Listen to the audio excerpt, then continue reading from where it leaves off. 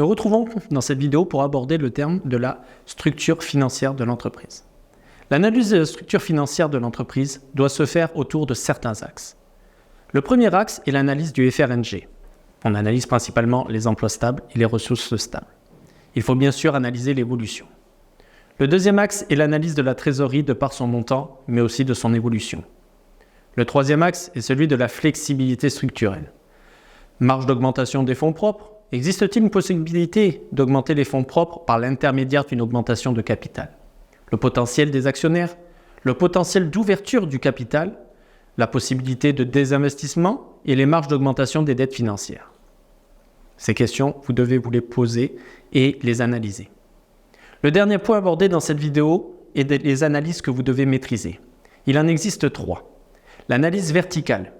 Elle consiste à représenter pour un exercice financier les postes du bilan en pourcentage de l'actif total et ceux du compte de résultat en pourcentage des ventes. Elle permet de comparer des entreprises de tailles différentes.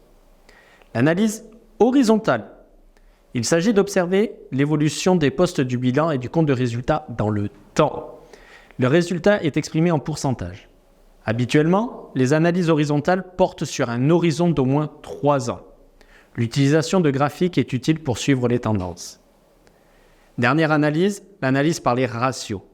Le ratio est le rapport existant entre deux ou plusieurs données financières. Un ratio isolé ne peut avoir de valeur significative.